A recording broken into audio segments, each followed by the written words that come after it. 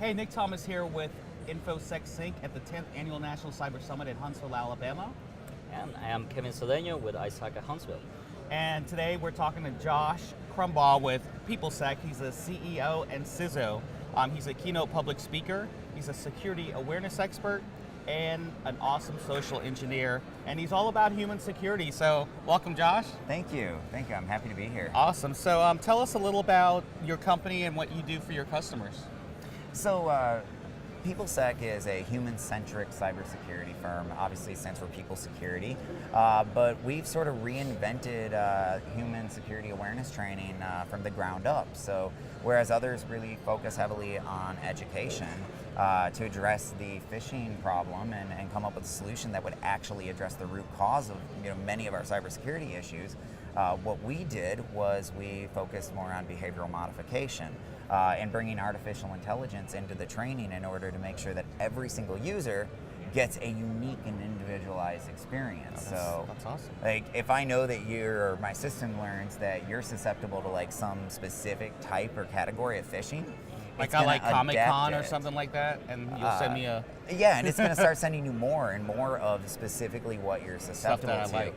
And it's the exact same with our education. So we figure out what you need, we adapt as we go, and you get only the exact amount of content at the time you need it. So if you're a chronic clicker, as we like to call them, then you're going to get an insane amount of content until you stop clicking. And it's just really cool. Everyone has a risk. They know you. We tell them like, hey, you're high, medium, or low risk every month. And like they even compete. Like we have one client, they just created the PeopleSec Awards. Really? And so like they're using all this really cool data that we collect about their human security to actually like create bonuses and stuff. So it's really cool. We've been effective at stopping malware at all of our clients.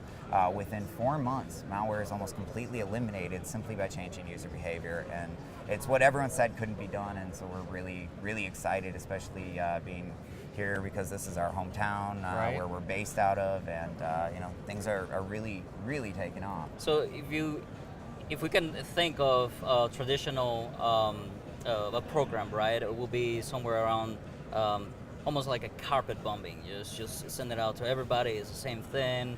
It's easy to spot.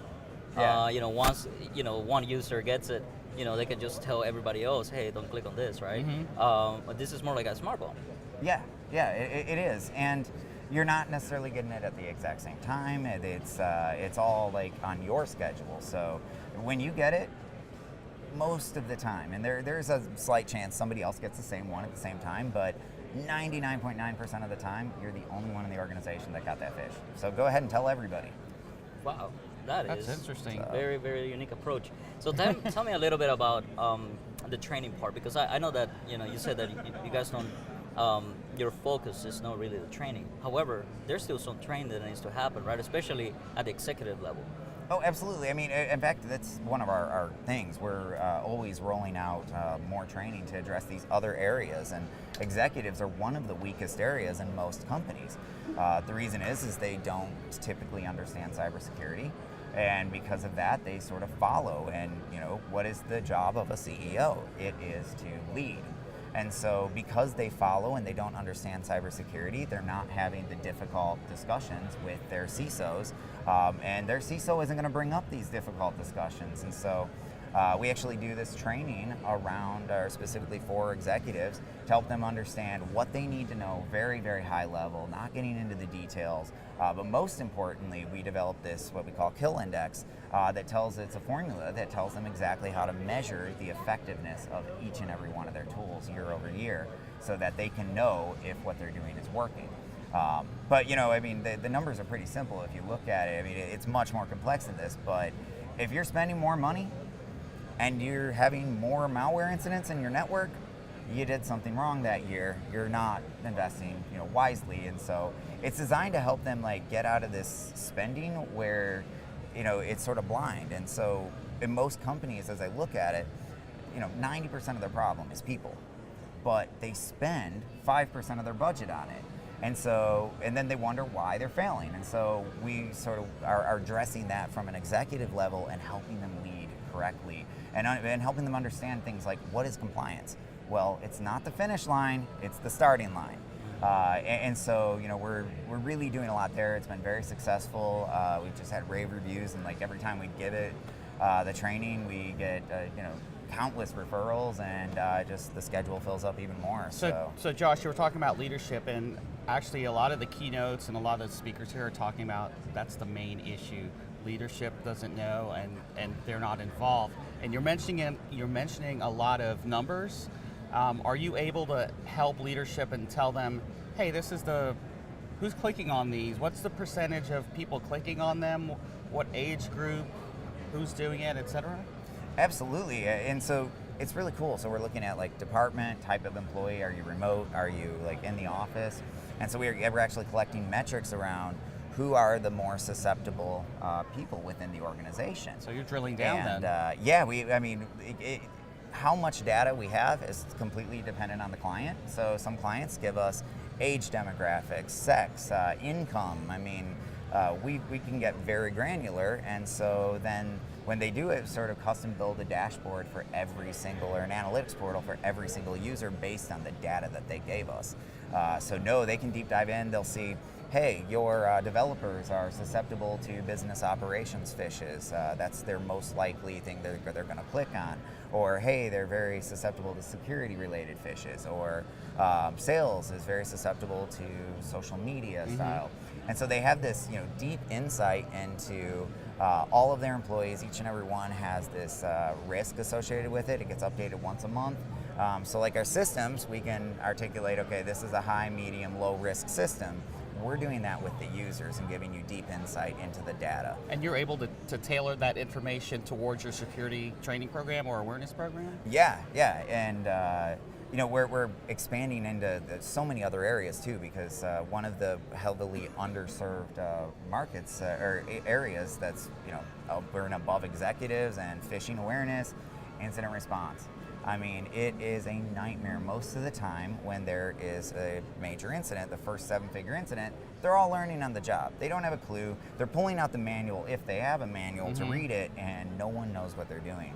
And so we're taking our platform, our adaptive platform, and deploying a lot of role-based training as well. So like as opposed to a once a year, we're gonna have a tabletop exercise. Right. It's ongoing all year long. You go through, from your personal perspective, 4 different scenarios of varying degrees of, intensity for the breach, and they go through 4 different scenarios during the course of the year. And so one of the problems with tabletop is you're not going to get everybody there. You might have the head of the help desk there, but you may not have all of the help desk employees. And by deploying it through email, we're now able to get everybody involved. And so we have part of that training. There's a role for the publicity people. There's a role for the attorneys. Yep. There's a role for the incident commander. That's the way you got to do it. Everybody, and it adapts based on their knowledge too. So as we go, we keep quizzing them. We learn what they know, what they don't know, and you help them update their playbook, basically, really. Yeah. And it's kind of interesting because regulation, for example, 800-171 and DFARS, right? It does call out for role-based training. Unfortunately, most of the traditional training programs stop at 1 or 2 levels. Yeah. It's either you're a user or you're a privileged user. Yeah. And that doesn't really help a lot of people, right? So what kind of changes have you seen, once a company gets all this data and they start analyzing it, what kind of operational and technical changes do you see them do? We're still reimagining what can be done with this data every day and coming up with new things. One that I really liked is one of my companies will segregate off all of their risk users onto an isolated VLAN. Every month they're updating who's in that isolated VLAN, and so they don't have a lot of access. We have segmentation, almost going to a zero trust model there, right? Yes, because they have data to know who their problem users are now, and they can use that data to help minimize their risk. And so that's one cool thing that we've seen done with the data. We also saw one company, they're giving out awards and actually basing their bonuses around security awareness. So they're using that data for that, and it's really effective. They have had 0 phish clicks now for 4 months, and we're talking spear phishing. So money talks. Oh, absolutely. Well, it's not just that. in terms of like fishing, so many companies they're looking at it from like a very binary perspective, and humans are anything but binary, right? So they say, well, did they click yes or no, and they'll send maybe 4 fishes a year, which just is not enough, and so they're getting no real insight. Okay, some people clicked. What does that mean though? So do you have any like insight into that data? And so by having that additional insight, we can do what I call like planting human virus definitions. So that's why we sort of have this adaptive fishing model or fishing tool, and so we'll use artificial intelligence to hit them where they're most susceptible. But the beauty of it is we've found that people, after they saw a fish from the good guys, are 70% less likely to fall for a similar fish in the wild. And so we see it as constantly updating the virus definitions. And then we're able to, with this data, help them monitor their employees too.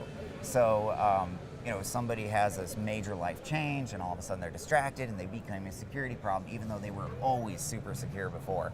And so with constant phishing, you're able to identify that as soon as it happens and react. And you can be the one that finds it instead of the bad guys. It's almost like most departments, they just assume have the bad guys be the only people that are in their user's inbox. I feel like we need to be in the user's inbox too, because the bad guys are already there. So obviously, that speaks about how humans are susceptible, the most susceptible when change is happening, right? So something in their life happens, that's when they're most susceptible. What kind of changes have you seen in order to prevent fatigue? So, well, the way we do it is users are very well aware that they're going to get less content, less phishing, less of everything. And this is across the board with all of our different training operations. It's not just security awareness, but they're going to get less if they're doing a great job. And so we also track every month they stay in a low-risk group. And we have this with one of my favorite features. It's the relapse score. So if we identify that after 5 months, you're going to forget, at 4 months in, we proactively increase your risk, increase the frequency, increase the amount of phishing. Wow, that's pretty cool. Very customizable. Hey Josh, tell the viewers and listeners here what you're doing at the Cyber Summit. So I have a number of talks. You're local when you have 3 talks at an event. You're very wanted, so that's good.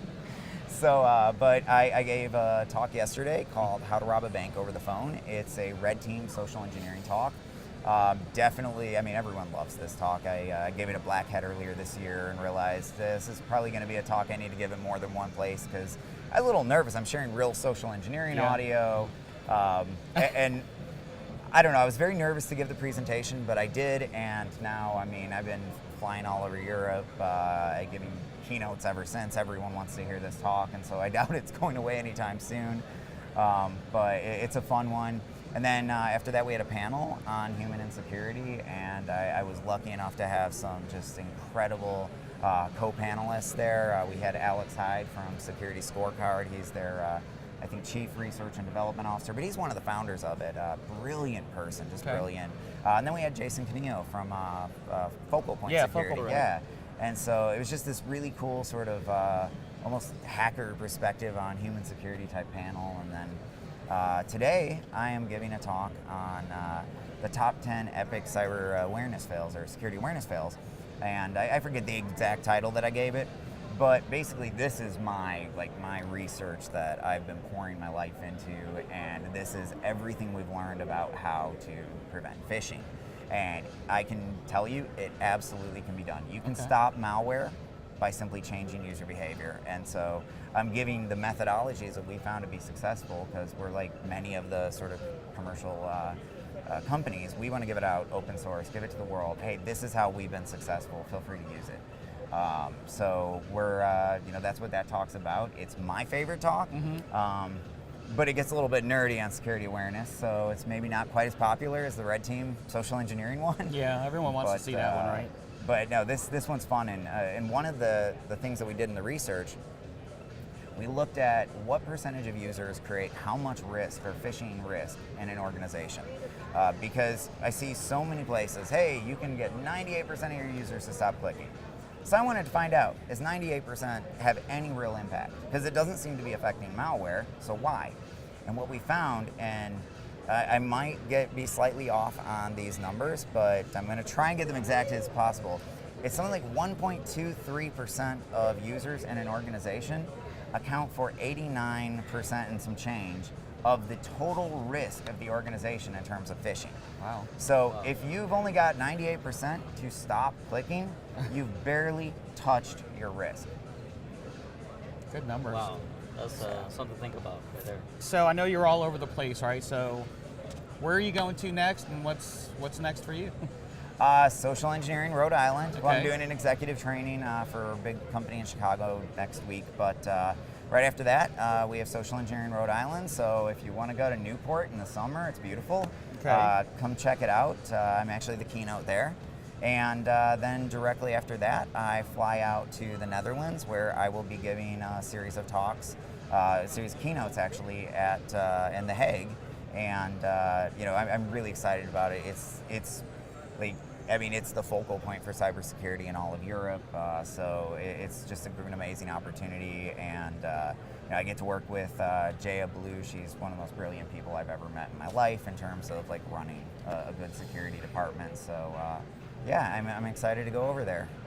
And I don't know what's after that. I think Hawaii. So. Oh, wow. Excellent. Vacation. No, ShakaCon. I'm doing a training ShakaCon. and I'm giving a talk there. So. All right. Awesome. So want to thank you for coming out, and thanks for staying in sync with With InfoSec InfoSec Sync. Sync. With InfoSec Sync.